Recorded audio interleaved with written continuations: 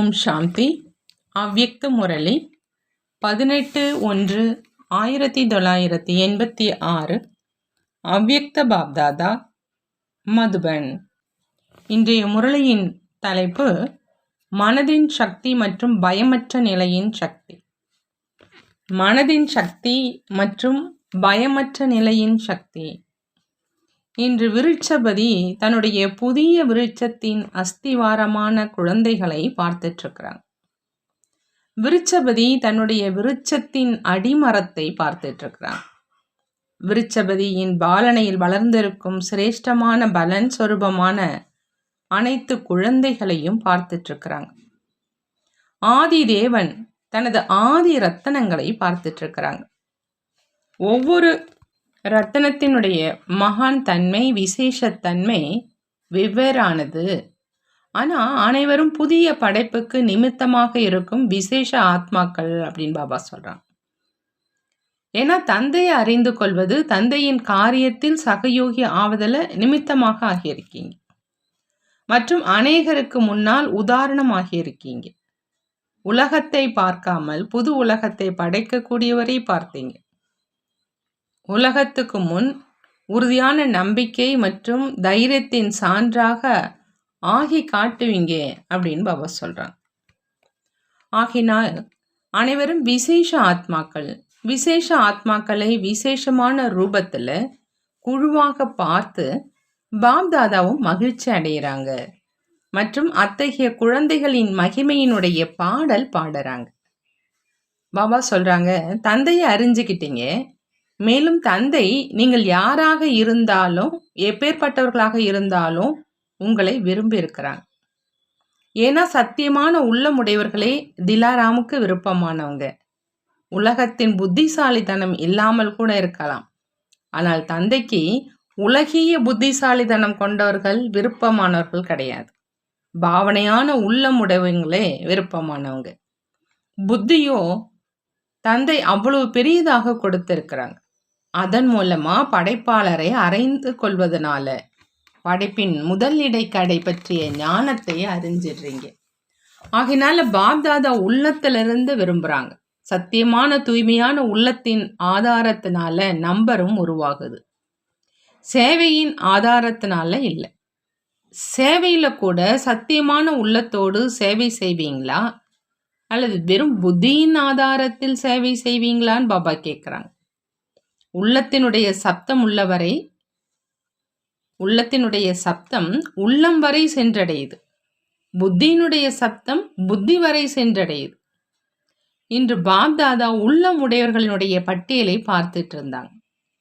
புத்தி உடையவங்க பெயரை சம்பாதிக்கிறாங்க, உள்ளம் உடையவங்க ஆசீர்வாதங்களை சம்பாதிக்கிறாங்கன்னு பாபா சொல்றாங்க.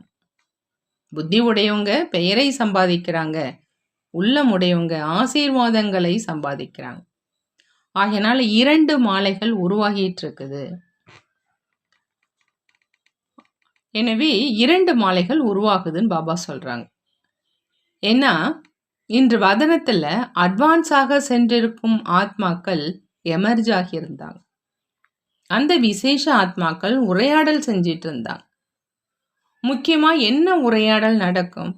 நீங்கள் அனைவரும் கூட விசேஷ ஆத்மாக்களை எமர்ஜ் செஞ்சிட்டீங்க இல்லையா? சமயம் மற்றும் சம்பூர்ண நிலை ஆகிய 2க்கும் எவ்வளவு வித்தியாசம் இருக்கு? எத்தனை நம்பர் தயாராகி இருக்குது? நம்பர் தயாராகிடுச்சா அல்லது இப்பொழுது தயாராக ஆகணுமா அப்படிங்கிற உரையாடல் வதனத்திலும் நடந்துட்டு இருந்தது. வரிசை கிரமமா அனைவரும் மேடைக்கு வந்து கொண்டிருந்தாங்க. இப்போ நாங்களும் அட்வான்ஸ் காரியம் செஞ்சிட்டு இருக்கிறோம். ஆனால் நம்மளுடைய துணையானவங்க நம்மளுடைய காரியத்தில் விசேஷமாக என்ன சகயோகம் கொடுத்துட்டு இருக்கிறாங்கன்னு பாபா கேட்குறாங்க. அப்படின்னு அந்த அட்வான்ஸ் பார்ட்டியில் சென்றவர்கள் கேட்டுட்டு இருக்கிறாங்கன்னு சொல்கிறாங்க பாபா. அவங்களும் மாலையை உருவாக்கிட்டு இருக்கிறாங்க. என்ன மாலையை உருவாக்கிட்டு இருக்கிறாங்க? எங்கெங்கு யார் யார் புது உலகத்தின் ஆரம்ப காரியத்துக்காக பிறப்பெடுப்பாங்க, இது நிச்சயம் செய்யப்பட்டு கொண்டு இருக்குது. அவங்களுக்கும் கூட அவங்களுடைய காரியத்தில் சூட்சமமான சக்திசாலியான மனதுடைய விசேஷ சகயோகம் தேவைப்படுது. யார் சக்திசாலியான ஸ்தாபனைக்கு நிமித்தமாக இருக்கக்கூடிய ஆத்மாக்களோ அவங்க சுயம் பாவனமாக இருக்கிறாங்க. ஆனால் மனிதர்களுடைய இயற்கையினுடைய வாயுமண்டலம் தமோகுணமாக இருக்குது. அதிக தமோகுணத்துக்கு நடுவில் குறைவான சதோகுணமான ஆத்மாக்கள் தாமரை மலருக்கு சமமானவங்க. ஆகையினால இன்று நம்முடைய துணையானவர்களுக்கு இவ்வளவு பெரிய சேவை நினைவு இருக்குதா? அல்லது சென்டர்களிலேயே பிஸியாக ஆக்கிட்டாங்களா? அல்லது ஜோனில் பிஸியாக ஆயிட்டாங்களா? அப்படிங்கிற அந்த உரையாடல் செஞ்சுக்கிட்டே உங்களுடைய மிகவும் அன்பான சிரேஷ்ட ஆத்மாக்கள் புன்னகைத்து கொண்டே பேசிக்கொண்டு இருந்தாங்க. இவ்வளவு பெரிய இயற்கையின் மாற்றத்திற்கான காரியம் தமோகுண சமஸ்காரம் உடைய இத்தனை ஆத்மாக்களின் விநாசம் ஏதோ ஒரு விதி மூலம் நடந்தேறும். ஆனால் திடீரென ஏற்படும் மரணம், அகால மரணம், மொத்தமான மரணம் ஏற்படும் பொழுது அந்த ஆத்மாக்களினுடைய அதிர்வலைகள் எவ்வளவு தமோகுணமானதாக இருக்கும். அதை பரிவர்த்தனை செய்வது மற்றும் தன்னையும் கூட அத்தகைய இரத்த வெள்ள வாயுமண்டலத்தின் வைப்ரேஷனில் இருந்து பாதுகாப்பது மற்றும் அந்த ஆத்மாக்களுக்கு சகயோகம் கொடுப்பதாகிய இந்த விசாலமான காரியத்துக்காக தயாராகி கொண்டு இருக்கீங்களா என்னன்னு பாபா கேட்குறாங்க.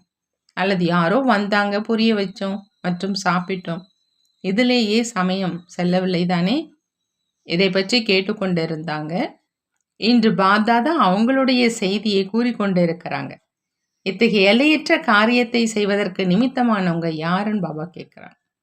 ஆதியில் நிமித்தமாகி இருக்கீங்க அப்படின்னா இறுதியிலும் கூட பரிவர்த்தனையின் எல்லையற்ற காரியத்தில் நிமித்தமாகணும். யார் முடிச்சு வச்சாங்களோ அவங்க அனைத்தையும் செய்தாங்கங்கிற பழமொழி கூட இருக்குது. கர்ப்ப மாளிகையும் தயார் செய்யணும். அப்பொழுதே புதிய படைப்பினுடைய யோக பலத்தினுடைய ஆரம்பம். யோக பலத்துக்காக மனதினுடைய சக்தி அவசியமானதாக இருக்குது. தன்னுடைய பாதுகாப்புக்காக கூட மனதின் சக்தியே சாதனமாகும். மனதின் சக்தி மூலமே தன்னுடைய இறுதி நேரத்தை அழகானதாக ஆக்குவதற்கு நிமித்தமாக முடியும். இல்லை அப்படின்னா சாகாரமான சகயோகம் தக்க சமயத்தில் சூழ்நிலையின் அனுசாரம் கிடைக்க முடியாமலும் போகலாம். அந்த சமயத்தில் மனதினுடைய சக்தி, அதாவது சிரேஷ்ட சங்கல்ப சக்தி ஒருவரோடு லைன் கிளியராக இல்லை அப்படின்னா, அதாவது தொடர்பு கிளியராக இல்லை அப்படின்னா தன்னுடைய பலவீனங்கள் பச்சாதாப ரூபத்தில் பூதங்கள் மாதிரி அனுபவம் ஆகும். ஏன்னா பலவீனங்கள் நினைவில் வர்றதுனால பயமானது பூதம் போல் அனுபவம் ஆகும். இப்போ எப்படியோ சமாளிச்சிடுறீங்க, ஆனால் இறுதியில் பயம் அனுபவம் ஆகும்னு பாபா சொல்கிறாங்க. ஆகையினால இப்பொழுதிலிருந்தே எல்லையற்ற சேவைக்காக, தன்னுடைய பாதுகாப்புக்காக மனதினுடைய சக்தி மற்றும் பயமற்ற நிலையினுடைய சக்தியை சேமிப்பு செய்யுங்க. அப்பொழுது இறுதி நேரம் அழகானதாகவும் ஆகி மற்றும் எல்லையற்ற காரியத்தில் சகயோகியாகவும் ஆகி எல்லையற்ற விஸ்வராஜ்யத்தின் அதிகாரியாக ஆவீங்க. இப்போ உங்களுடைய துணையானவர்கள் உங்களுடைய சகயோகத்திற்காக காத்து கொண்டு இருக்கிறாங்க. காரியம் வெவ்வேறாக இருக்கலாம், ஆனால் பரிவர்த்தனைக்கு இருவருமே நிமித்தமானவங்க ஆவீங்க. அவங்க தங்களுடைய ரிசல்ட்டை கூறிக்கொண்டு இருந்தாங்க. அட்வான்ஸ் பார்ட்டியை சேர்ந்த சிலர் சுயம் சிரேஷ்ட ஆத்மாக்களை வரவேற்பதற்காக காத்திருந்தாங்க மற்றும் காத்து கொண்டு இருக்கிறாங்க. சிலர் தயார் செய்வதில் ஈடுபட்டு இருக்காங்க. நட்பு மற்றும் நெருக்கமான சம்பந்தமே அவங்களுடைய சேவைக்கான சாதனம். இதன் மூலம் வெளிப்படையான ரூபத்தில் ஞானத்தின் உரையாடல் செய்ய மாட்டாங்க. ஆனால் ஞானஸ்வரூப ஆத்மா என்ற சமஸ்காரம் இருக்கும் காரணத்தினால ஒருவருக்கொருவர் சிரேஷ்ட சமஸ்காரம், சிரேஷ்ட வைப்ரேஷன் மற்றும் சதா தூய்மையான மற்றும் மகிழ்ச்சியான முகம் ஒருவருக்கொருவர் தூண்டுதலை கொடுக்கக்கூடிய காரியத்தை செய்து கொண்டிருக்குது. வெவ்வேறு குடும்பத்தில் உள்ளனர், ஆனால் ஏதாவது சம்பந்தம் அல்லது நட்பின் ஆதாரத்தில் ஒருவருக்கொருவர் தொடர்புல வர்றதுனால ஞானம் நிறைந்த ஆத்மாக்களாக இருக்கும் காரணத்தினால இவங்க என்னுடையவர்கள் மற்றும் நெருக்கமானவர்கள் என்ற அனுபவம் ஏற்பட்டு கொண்டே இருக்குது. தன்னுடையவர் என்ற ஆதாரத்தினால ஒருவரை ஒருவர் அறிஞ்சிருக்கிறார். இப்போ சமயம் நெருக்கத்தில் வந்துட்டு இருக்குது. ஆகையினால அட்வான்ஸ் பார்ட்டினுடைய காரியம் தீவிர வேகத்தில் நடந்துட்டு இருக்குது. இத்தகைய கொடுக்கல் வாங்கல் வதனத்தில் நடந்துட்டு இருக்குது. விசேஷமா ஜெகதாம்பா அனைத்து குழந்தைகளுக்காகவும் 2 இனிமையான வார்த்தைகளை கூறிக்கொண்டிருந்தார். வெற்றிக்கான ஆதாரம் சதா பொறுமை சக்தி மற்றும் கரைக்கும் சக்தி. இந்த விசேஷ தன்மைகள் மூலம் வெற்றியானது சதா சகஜமானதாக மற்றும் சிரேஷ்டமானதாக அனுபவமாகும் அப்படிங்கிற 2 வார்த்தைகள்ல அனைவருக்கும் நினைவை ஏற்படுத்தினாங்க. பிறருடைய எதையும் கூறவா என்ன என்று இன்று சந்தித்து உரையாடும் தினமாக விசேஷமான சந்திப்புக்கான நாளாக இருந்ததுனால ஒவ்வொருவரும் தன்னுடைய அனுபவத்தை வர்ணனை செய்து கொண்டிருந்தாங்க. நல்லது. வேறு யாருடையதை கேட்க விரும்புறீங்க? அதாவது விஸ்வகிஷோர் சகோதரருடைய உரையாடல் அப்போ அவர் எப்பொழுதும் குறைவாக பேசுவார், ஆனால் என்ன பேசுகிறாரோ சக்திசாலியாக பேசுவார். அவருடைய பேச்சிலும் கூட ஒரே வார்த்தையில் முழு அனுபவமும் இருந்தது. அதாவது எந்த ஒரு காரியத்திலும் வெற்றிக்கான ஆதாரம் உறுதியான நம்பிக்கை மற்றும் முழுமையான போதை என்று சொன்னார். ஒருவேளை நம்பிக்கை உறுதியாக இருக்குது அப்படின்னா பிறருக்கும் கூட தானாகவே போதை அனுபவமாகும். ஆகையினால நம்பிக்கை மற்றும் போதை வெற்றிக்கான ஆதாரமாக இருந்தது. இது அவருடைய அனுபவம். இப்படி சாகார தந்தைக்கு நான் வருங்காலத்தின் விஸ்வ மகாராஜானாக ஆகிவிட்டேன் அப்படிங்கிற நம்பிக்கை மற்றும் போதை சதா இருந்ததோ, அதே மாதிரி விஸ்வகிஷோர் சகோதரருக்கும் கூட நான் முதல் விஸ்வ மகாராஜனுடைய முதல் இளவரசன் அப்படிங்கிற அந்த போதை இருந்தது. நிகழ்கால மற்றும் எதிர்காலத்தினுடைய இந்த போதை உறுதியானதாக இருந்தது. எனவே சமநிலை வந்துவிட்டது. யார் அவருடன் இருந்தீர்களோ அவங்க அவரை அப்படி பார்த்தீர்கள் இல்லையா? நல்லது. தீதி என்ன சொன்னாங்க? தீதி மிகவும் நன்றாக உரையாடல் செய்து கொண்டிருந்தார். நீங்கள் அனைவரையும் எந்த அறிவிப்பும் இல்லாமல் ஏன் அழைச்சிட்டீங்கன்னு கேட்குறாங்க பாபு. விடைபெற்று வந்திருப்போம் இல்லையா? ஒருவேளை நீங்க கூறியிருந்தால் நாங்கள் விடைபெற்று கொண்டு தயாராக இருந்திருப்போம் அப்படின்னு சொல்றாங்க. நீங்கள் விடை கொடுத்தீங்களா? பாப்தாதா குழந்தைகளுடன் உரையாடல் செஞ்சிட்டு இருந்தாங்க. தேக சகிதம், தேகத்தினுடைய சம்பந்தம், தேகத்தினுடைய சமஸ்காரம், அனைவருடைய சம்பந்தமும் லௌகீகமானதாக இல்லை என்றாலும் அலௌகீகமான சம்பந்தம் இருக்குது. அலௌகீக சம்பந்தத்துல இருந்து, தேகத்துல இருந்து, சமஸ்காரத்துல இருந்து நஷ்டமோக ஆவதற்கான விதியாக இதுவே நாடகத்துல பதிவாகி இருக்குது. ஆகையினால இறுதியில அனைத்துல இருந்தும் நஷ்டமோகவாக ஆகி தன்னுடைய வேலைக்காக வந்தடைஞ்சிட்டாங்க. விஸ்வ கிஷோருக்கு கொஞ்சம் முன்னரே தெரிந்திருந்தது. ஆனா எந்த சமயம் செல்வதற்கான சமயமாக இருந்ததோ அந்த சமயத்துல அவரும் மறந்து விட்டார். இது கூட நாடகத்துல நஷ்டமோக ஆவதற்கான விதியாக பதிவாகி இருந்தது. அதுவே திரும்ப நடந்தது. ஏன்னா கொஞ்சம் தனது முயற்சி இருந்தது மற்றும் கொஞ்சம் தந்தை நாடகத்தின் அனுசாரம் கர்ம பந்தனத்துல இருந்து விடுபட்டவராக ஆக்குவதில் சகயோகமும் கொடுக்கிறார். யார் நீண்ட கால சகயோகி குழந்தைகளாக இருக்கிறாங்களோ, ஒரு தந்தையை தவிர வேறு எவரும் இல்லை என்ற இந்த முக்கியமான பாடத்தில் பாஸ் ஆகி இருக்கிறாங்களோ, இவ்வாறு ஒரு அனுபவம் செய்யக்கூடியவர்களுக்கு தந்தை அத்தகைய சமயத்துல விசேஷமா ஒரு சகயோகம் கண்டிப்பாக கொடுக்கறாங்க. இவங்க அனைவரும் கர்மாதித்த நிலையை அடைஞ்சிட்டாங்களா என்ன அப்படின்னு சிலர் யோசிக்கிறாங்க. இதுவே கர்மாதித்த நிலை. ஆனா அத்தகைய ஆரம்பத்திலிருந்து சகயோகியாக இருக்கிற குழந்தைகளுக்கு அதிகப்படியான சகயோகம் கிடைக்குது. ஆகினால கொஞ்சம் தனது முயற்சி குறைவாக இருக்குதுனாலும் தந்தையினுடைய உதவி அந்த சமயத்துல இறுதியில் அதிகப்படியான மதிப்பெண்கள் கொடுத்து மதிப்புடன் தேர்ச்சி பெற்றவராக ஆக்கிடுது. அது குப்தமாக நடக்குது. ஆகினாலேயே என்ன இப்படி ஆயிடுச்சு அப்படிங்கிற கேள்வி எழுது.